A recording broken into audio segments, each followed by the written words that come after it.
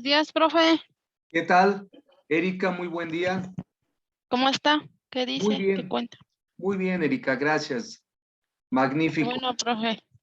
Lo único que puedo presumir es la salud, que recuerda que ahorita eso es todo un logro. No, sí, es lo primordial. Qué bueno que ya está bien. Definitivamente. Bien, Erika, muchas gracias. Vamos a continuar porque ya ves que escasamente tenemos una hora Sí, profe. en lo que se van integrando tus compañeros. Bueno, Claro. como síntesis, como corolario, porque esto lo hemos estado mencionando, pero para que quede claro, hemos visto que, por ejemplo, respecto a relaciones internacionales, hay varios enfoques a través de los cuales los autores que estudian las organizaciones internacionales y organizaciones no gubernamentales. Hay enfoques, el realismo, el surrealismo, el neoliberalismo, en fin, cada corriente filosófica y política que existe, cada autor también da sus puntos de vista. ¿Por qué? Porque como las organizaciones existen desde los griegos ya existen organizaciones internacionales porque ellos fueron los que tuvieron la idea de conformar un mundo unido a través de organizaciones u organismos. Ellos ya habían dado la idea. Esos griegos dominaron el mundo muchos miles de años y consecuentemente desarrollaron mucha cultura hasta la fecha. Bien, María Eugenia, buen día. Entonces, Buenos días. Entonces ya sabemos que las organizaciones u organismos internacionales hay dos. Por una parte tenemos los internacionales, organismos internacionales. Cuando se habla de organismos internacionales, nos estamos refiriendo a los gubernamentales. También nos estamos refiriendo a los organismos que están integrados por países. Bien, buen día, Joquebet, Guadalupe y Bet. Buenos días. Buenos días, profe. ¿Quién me falta de saludar? María Eugenia. Miriam, por si no les ha saludado. Nayeli. Buenos días. Buenos días, profe. Bien, entonces, desde puntos de vista diferentes, de acuerdo a las corrientes políticas, cada quien, cada autor, inclusive cada país da su concepto. Pero al final de cuentas es lo mismo. Lo único que debemos entender y diferenciar es organismos internacionales va a ser totalmente diferente a organizaciones u organismos no gubernamentales, porque este último pertenece a la ciudadanía, pertenece a la sociedad civil, a los particulares. Bien, entonces, por ejemplo, de 1900, rectifico, de 1980 a 1990, empezó una corriente feminista. Y entonces este era un enfoque posmoderno, porque recuerden, inclusive en mis tiempos en los que mi abuelo era el padre de familia, no había más autoridad que la del patriarca. Y entonces de 1980 a 1990, en un enfoque posmoderno, se dice que las cuestiones de las relaciones internacionales son una disciplina arbitraria que juega el papel de satisfacer los intereses de los poderosos para conseguir sus fines propios. Ahora bien, este enfoque así como autoritario se lleva a cabo, pero yo siento que no es nada más en la década de los 80, porque no hay que olvidar que la historia de los países europeos, de cierta manera, siempre ha sido con la misma tónica. Bien. Entonces hago la aclaración. Vamos a encontrar diferentes enfoques. Inclusive también, ustedes que han estado ahorita leyendo al respecto sobre este tema, todavía no hemos entrado a la ONU. Vamos a entrar ya, tal vez al final de esta sesión entramos ya a la ONU. Bien, entonces, todavía estamos en los organismos internacionales y a la vez organismos no gubernamentales. Y al respecto, quiero hacer otra aclaración también sobre la clasificación. De igual manera, hay muchos enfoques, muchos autores le dan enfoques de clasificación según su punto de vista. Ellos la determinan porque analizan, obviamente determinan analizando, por ejemplo, a la ONU. De ahí parte hoy todo el estudio de organismos internacionales. Luego entonces, bajo su filosofía y bajo su política y bajo su idiosincrasia de ciudadanía, un ruso, un chino, un árabe, un mexicano, tenemos conceptos y percepciones diferentes de la cosmovisión, es decir, de la manera de ver cómo son las cosas. Luego entonces, rápidamente vemos que el concepto de organismos internacionales son todos aquellos sujetos de derecho internacional, es decir, todos aquellos grupos conformados de dos o más voluntades y los cuales pueden actuar de manera libre y voluntaria. Y esto es lo que se reconoce y se sabe como, desde el punto de vista del derecho internacional, eso es la posición jurídica de estos organismos. Bien. Por lo tanto, se dice que el derecho internacional público es la que rige a todos estos organismos. ¿Y cómo se constituye el derecho internacional público? Se constituye a través de documentos, datos históricos, usos, costumbres y sobre todo, hablando de derecho internacional, se constituyen con acuerdos internacionales, porque todos los países participantes están de acuerdo en seguir estas políticas de lineamiento que van a marcar por una parte derechos y por la otra obligaciones y compromisos. Bien. Luego entonces, mediante un tratado con la finalidad de gestionar, por ejemplo, intereses colectivos, económicos, educativos, de salud pública o salud internacional, como lo querramos ver, en las artes, desarrollos tecnológicos, en fin. Es una cooperación internacional entre todos los países para lograr fines que tienen que ver con el bienestar de la humanidad. Hoy en día también ya se está tratando lo que es una unión de países para lograr, en la medida de lo posible, bajar, atacar, contrarrestar el efecto del cambio climático y sobre todo la contaminación del medio ambiente. Por eso está el desarrollo económico sustentable.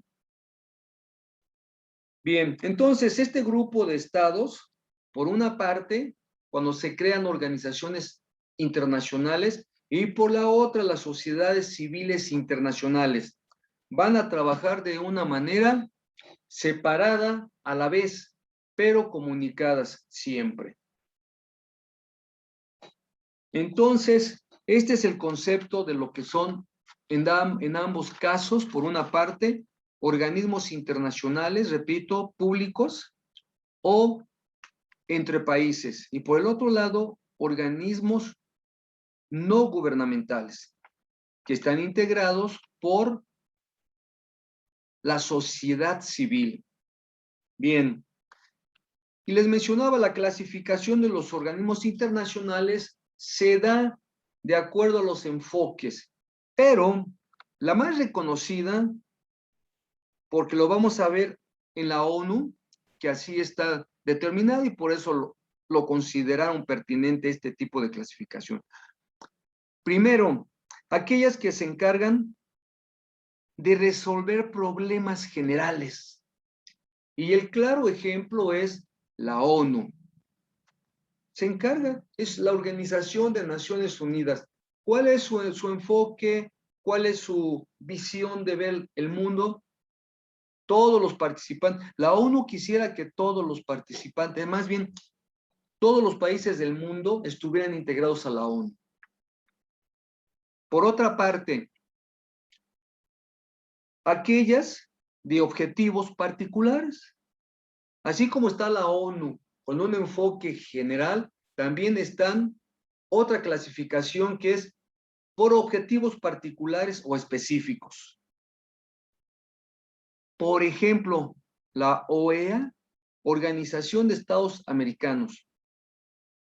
Están constituidos, unidos y tienen enfoques particulares. Nada más mirar, velar por intereses de todos los estados que pertenecen a América. Es un enfoque particular, cerrado. ¿Sí alguien desea dar una opinión? ¿Nadie? Bueno, entonces me sigo. Objetivos particulares. Y por otra parte, también, ¿qué tenemos como objetivos particulares hablando de organismos internacionales? Fondo Monetario Internacional, la UNESCO, Banco Mundial, la FAO, la OIT, etcétera, ¿verdad? Todas ellas tienen un enfoque directamente particular. Muy bien. Y los regionales abarcan precisamente regiones, pero regiones que están identificadas dentro de un contexto de unión geográfico. Es decir, no puede haber una clasificación de organismos internacionales uniendo, por ejemplo, Argentina con México. Pues estamos bien distanciados. A menos que se hable de que así fuese, y puede ser. Inclusive, un claro ejemplo también aquí entra Organización de Estados Americanos. Regional, todo América. Es una región, todo el hemisferio. Bien, pero también puede ser a la vez toda la región del Caribe, nada más el Caribe. O puede ser en su defecto toda la región del cono sur de América, que es precisamente Latinoamérica. En su defecto también puede ser el mercado del Pacífico. Bien, esta es otra clasificación regionales, por sectores específicos, que obviamente afectan a sectores específicos que, por ejemplo, la Sociedad de Estados Americanos, que ya les mencioné, y donde el foro político para la toma de decisiones es el diálogo multilateral. Y de ahí se derivan precisamente lo que son los órganos. Los órganos, cada vez que escuchamos hablar de los órganos son aquellas áreas de poder.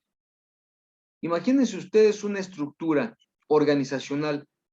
En esta estructura organizacional, cada área puede ser compras, ventas, etcétera, son órganos. Bien, pero en la administración no se consideran así como órganos, ¿verdad? Simplemente el único que se reconoce como órgano es el de los dueños, la cúpula, los accionistas, por eso se les llama el órgano máximo de autoridad. ¿Quién? Los dueños, los socios, la asamblea de accionistas, o junta de accionistas. Bien, en el caso de organismos internacionales es de igual manera. Aquí los órganos que constituyen estos organismos son los rectores. Y vamos a ver, ahorita que entremos a la ONU, que hay 5 órganos. Y para que tengan ustedes una idea, de esos 5 órganos, uno de ellos es precisamente la Asamblea General, constituido por todos los miembros de la ONU. Bien, y entonces, esta interacción se da dentro de un marco de pluralidad. Por último, tenemos que también puede abarcar no solo por región, sino también por territorio, que ya lo mencioné, por territorio que abarca. Y digamos, la ONU es mundial, porque tiene miembros integrantes de América, de África, Asia, y no se diga, por allá también el de Oceanía, también se tienen a miembros, correcto.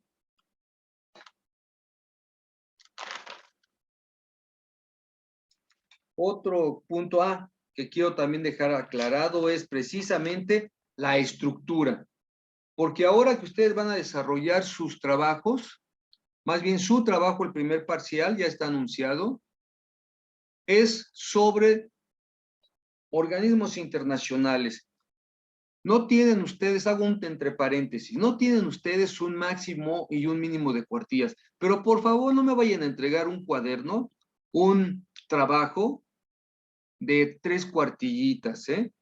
Que recuerden que un trabajo es de 3 cuartillas, pero es a doble espacio. Entonces, 3 cuartillas, pues va a ser nada más el concepto de organismos internacionales. Por favor, desarrollen un buen trabajo. Ustedes el día de mañana, tal vez, no lo sabemos, van a estar precisamente navegando en esta terminología. No sé, tal vez en una empresa particular, una empresa que tiene operaciones en todo el mundo y a la vez hay que tramitar permisos, hay que recurrir porque hay negociaciones. Toda esta organización de Naciones Unidas, recuerden ustedes que tiene metas comerciales, es mercado internacional, tiene metas de cultura, de financiamiento, etcétera. Luego entonces hay que tener todo este conocimiento de cómo están bien organizadas, la estructura, etcétera, para poder navegar en ellas. Bien, entonces la estructura, respecto a la estructura se dice que son las personas que participan en su funcionamiento. Y obviamente cuando hablamos de una estructura, pues es el organigrama. En una empresa es el organigrama. Máxima cúspide, máximo órgano, los dueños, de ahí viene, puede haber departamentos de asesoría, staff, después viene el director, subdirectores, puede ser gerentes, subgerentes, supervisores, personal operativo y departamento de intendencia y tráfico. Entonces, vean ustedes, esto es una estructura y de ahí se deriva toda la estructura organizacional, ya sea en la empresa privada u organismos internacionales como en el propio Estado. Siempre hay una estructura. Por lo tanto, todos los Estados miembros, en un momento dado, son representantes y agentes funcionarios de la organización.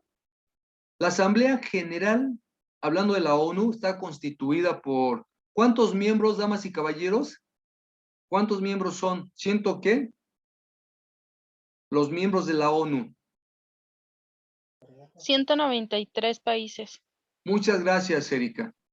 Estos son los miembros y representan la Asamblea General, que en un momento dado son precisamente, ahí todos tienen la misma, desde el punto de vista teórico, todos tienen los mismos derechos y las mismas obligaciones. Correcto. Bien, y de ahí se derivan ahora los órganos de la misma. Y les menciono ahorita de manera específica, los órganos de la ONU es Asamblea General, Asamblea de Seguridad, la Haya, que es la Corte Internacional, tenemos el organismo como órgano que tiene que ver sobre el fideicomiso para lograr la independencia de países subyugados. Ya no funciona. Está determinado, pero ya no funciona. ¿Por qué? Porque se da de hecho que hoy en día ya no hay países que estén luchando por su independencia. Bien, entonces, se me escapa uno. Ya después los vemos específicamente. Por el momento, vamos a ver lo que son órganos de la misma. Bien, órganos de la misma.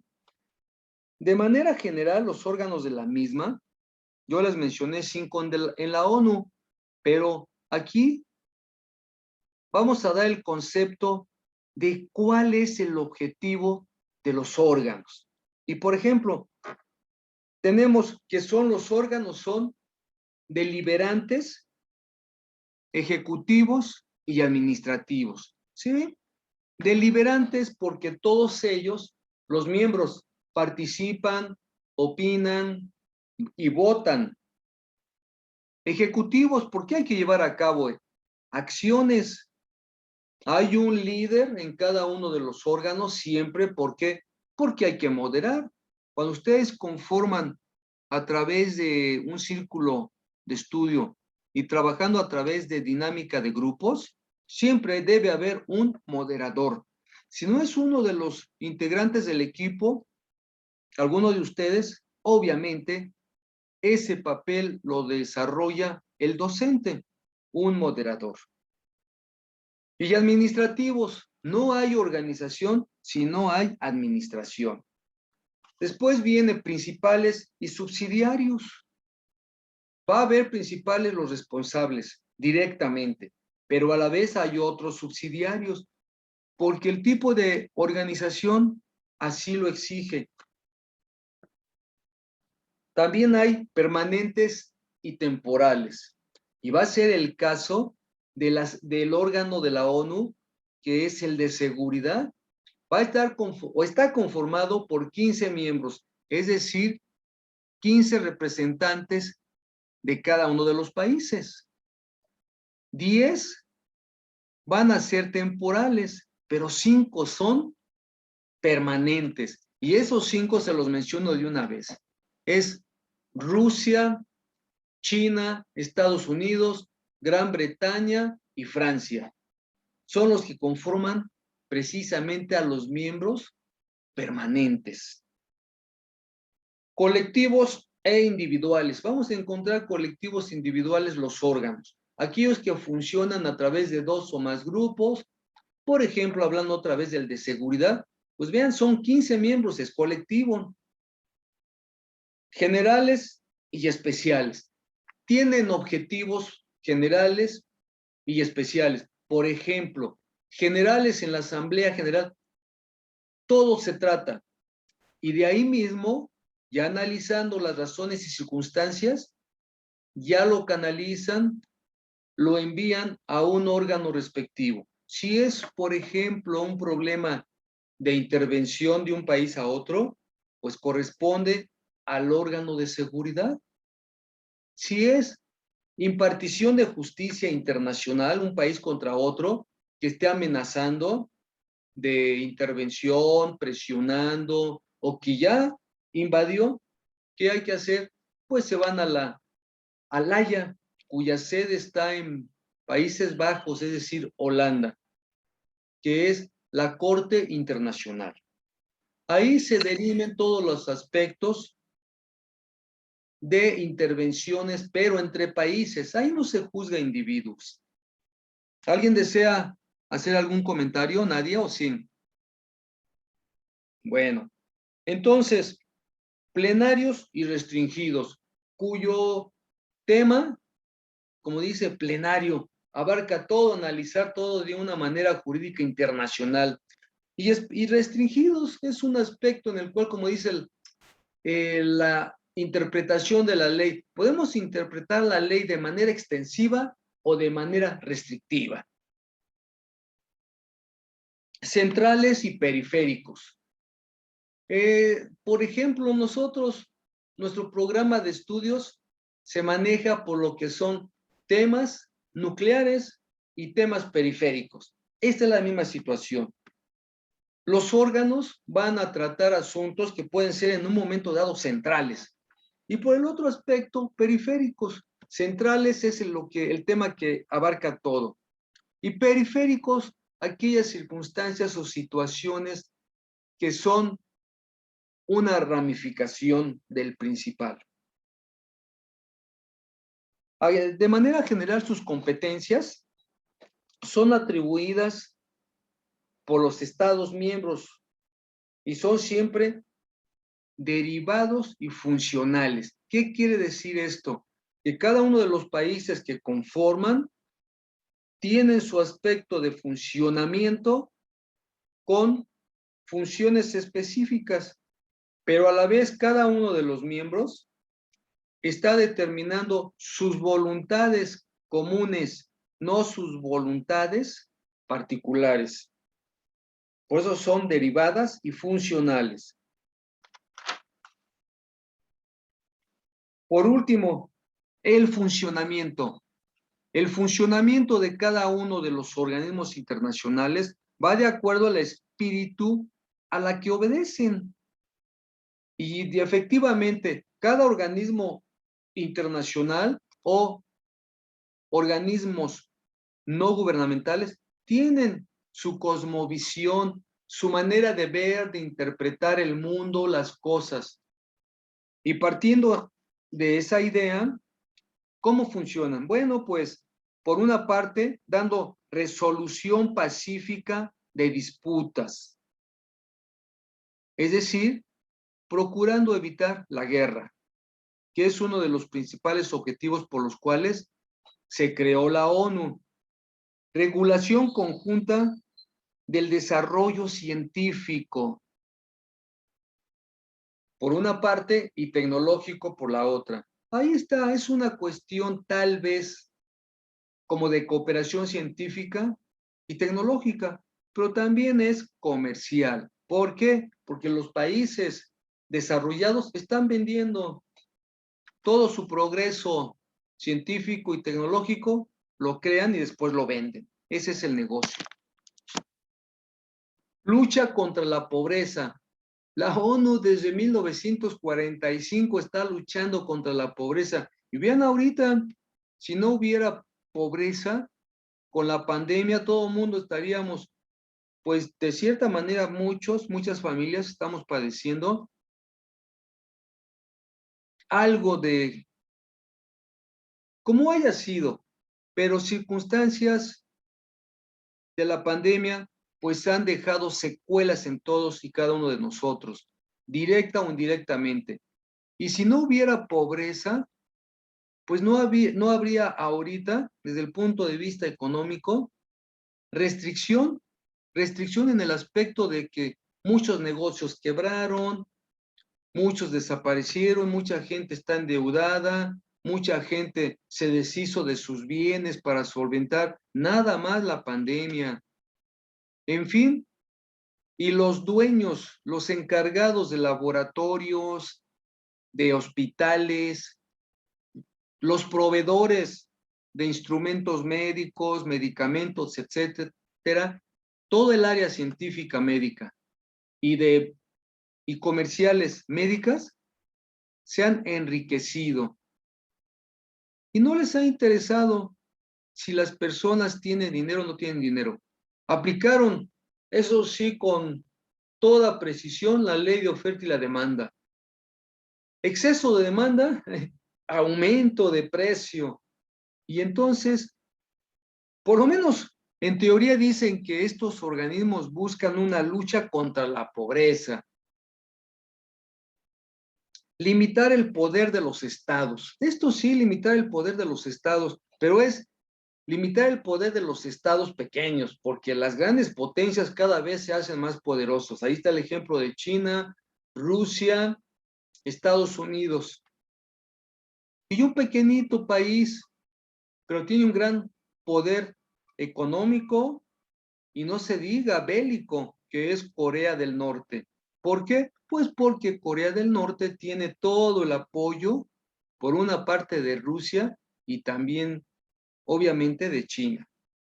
Propiciar acuerdos económicos. Este es el más claro, ¿verdad? Fondo Monetario Internacional, Banco Mundial, realizan préstamos internacionales o empréstitos a todos los países miembros, siempre y cuando los países miembros presenten programas de lucha contra la pobreza, de lucha contra pandemias, para mejorar la salud, para lucha y campañas en contra de la contaminación, para bajarla, nivelarla, bueno, no nivelarla, hay que erradicarla. En fin, cada uno de los países presenta un programa y solicita un préstamo para contrarrestar el desempleo a través de programas sociales, tarjeta rosa, 65 y más. Todos esos programas sociales en Estados Unidos hay un programa que se llama el WELF. Y allá las madres solteras, por cada hijo que tienen, el gobierno les da un cheque. Y entonces hay mamás, desde luego mamás que pues, es su filosofía, su manera de ver el mundo. Y entonces tienen 5, 6, 7 hijos. Y mientras son menores de 21 años, cada uno de ellos es un cheque. Y tienen tantos hijos y dice que es madre soltera. Pero no importa, Estados Unidos cumple, esa es la ley y punto. Pero ¿qué pasa cuando los hijos crecen? ¿Qué pasa? Son los primeros que se van a la guerra. Y ahí está el papel de todas las madres solteras que en Estados Unidos las tienen clasificadas como madres latinoamericanas. Es un gran número de madres mexicanas de origen mexicano. Y de ahí vienen guatemaltecas, salvadoreñas y hondureñas. Y de otros países en menor número. Entonces, vean ustedes, estos programas son parte de los acuerdos económicos.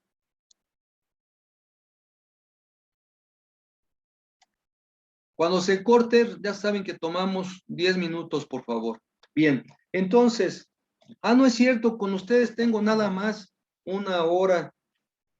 Qué rápido se va el tiempo, pensé que era de 2 horas la sesión. No, pues ya se corta, de todos modos regresamos, porque vamos a tener todavía unos minutitos más.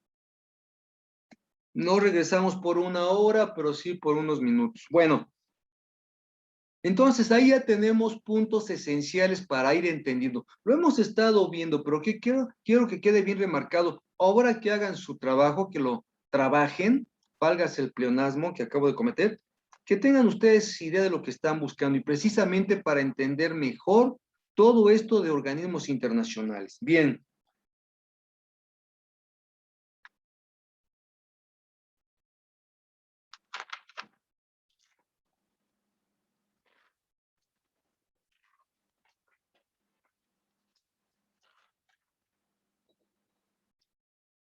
Respecto a lo que es creación, sucesión y disolución.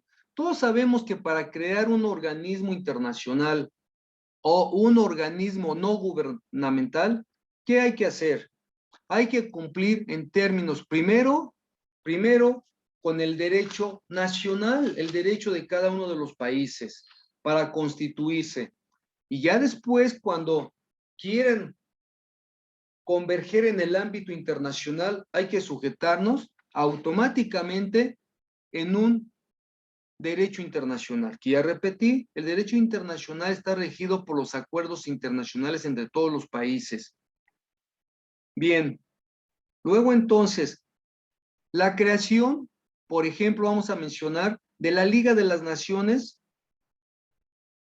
pero antes de eso hago un comentario breve. Les había yo dicho aquí a Erika cuando empezábamos, y otra compañera, que esto de organismos viene desde la época de los griegos, porque los griegos ya habían conformado lo que es la Confederación de Ciudades-Estados. Es decir, el mundo en ese entonces era un poco restringido porque no conocían América los griegos, pero ya en su mundo ellos dijeron, vamos a unirnos, porque ellos no sabían que todavía del otro lado, en el otro hemisferio, estaba otro mundo, ¿verdad? Que es el nuevo mundo al cual pertenecemos. Bien, después ya pasaron tantos miles de años y ya es hasta 1815. En 1815 hay un Congreso de Viena. Y este Congreso de Viena, Austria, se da porque pues siempre ha habido guerras, todos los siglos. Recuerden que hubo hasta una guerra de los 100 años. Bien, entonces siempre ha habido guerras y los países poderosos siempre para velar por sus intereses crean el Congreso de Viena, crean estatutos, pero al final de cuentas siempre fueron violados. Posteriormente se da una comisión central de navegación del Rin, es decir, del río Rin, y esta también es una organización internacional porque participan muchos países cuyos barcos circulaban el Rin. Bueno, pero después viene hasta 1863, se crea un organismo internacional reconocido por todos nosotros, la Cruz Roja. Es un organismo, un organismo no gubernamental. Es un organismo que tiene participación internacional, pero no tiene, al menos políticamente, no está unido por países, sino se creó principalmente por una enfermera, no recuerdo el dato preciso, tuvo la idea porque había guerras, epidemias también, etcétera, y para que pudiera participar la Cruz Roja Internacional. Se creó y empezó a funcionar y se reconoció. De ahí ya se derivan las ONGs internacionales y las gubernamentales. ¿Cuál es su constitución jurídica? Es precisamente el acuerdo de voluntades en las cuales, por la firma de cada uno de ellos, va a propiciar una nueva personalidad. Es como en una sociedad anónima. Su personalidad jurídica de una sociedad anónima es que todos los socios, 2 o más socios, unen sus esfuerzos económicos y de acuerdo a la ley, sus responsabilidades desaparecen como personas físicas y se crea una nueva personalidad jurídica en el ámbito de comercio. Y entonces ya no existe Juan Pérez y Luis Vázquez y Jorge Suárez, ya no. Es el elefante Sociedad Anónima de Capital Variable. Ya ahí tiene una nueva personalidad jurídica. En cambio, nosotros como personas físicas, mi personalidad jurídica siempre va a ser la misma de manera individual. La personalidad jurídica se va a ejercer por el ejercicio de las libertades, por una parte, y voy a responder también de mis derechos y compromisos a la vez. Es decir, el sujeto está, o el sujeto tiene que responder por una parte a obligaciones y a la vez ejercer sus derechos. ¿Y cuáles son los atributos de la persona física? Mi nombre, mi nacionalidad, mi domicilio, mi status quo, que es mi estado civil, casado, soltero, etc. Y sobre todo el respeto al patrimonio. Bien, y en el caso de organizaciones internacionales, es que al acordar voluntades, se crea una organización internacional. Bien. ¿Cuáles son los órganos? Yo les mencionaba es cada una de las partes o áreas, las cuales va a tener una atribución de orden y de dirección. Por eso ya mencionamos que pueden ser deliberantes y específicos por una parte, pueden ser ejecutivas, etcétera. Bueno, entonces los órganos rectores tienen objetivos. Y en el caso de la ONU, ¿cuáles son los objetivos de cada uno de estos órganos? Por ejemplo, el órgano de seguridad, sus objetivos es promover, lograr y alcanzar la paz en todo el mundo. Y vean ustedes cómo hay de... Caray, es una controversia que todos los analistas critican y juzgan. La ONU es tiene la sede en Nueva York. ¿Y cómo es posible que siendo la sede en Nueva York, que es parte de Estados Unidos, que es parte de los 5 miembros permanentes del órgano de seguridad, y vean ustedes, siempre está implicado en cuestiones de guerra? Claro, siempre busca pretextos, pero de todos modos, eso es lo que juzgan los analistas internacionales. Lucha también como objetivos contra el hambre. Vamos a tener ahí la FAO, está la FAO. Educación, pues tenemos precisamente la UNICEF. Bien, elementos. Dentro de los elementos, vamos a encontrar, primero, que hay una internacionalización. Hay un espíritu internacional. Este espíritu internacional está compuesto por países de todo el mundo. Después, otro elemento, su estructura jurídica. Es lo que les mencionaba, damas y caballeros. La estructura jurídica es aquella estructura que va a estar conformada, primero, ya lo dijimos, por acuerdo de voluntades, y se crea un nuevo orden jurídico para una organización. En ese aspecto entra y los va a dirigir más bien, o van a estar bajo las políticas y normas de actuar y reguladas sus actuaciones por el derecho internacional.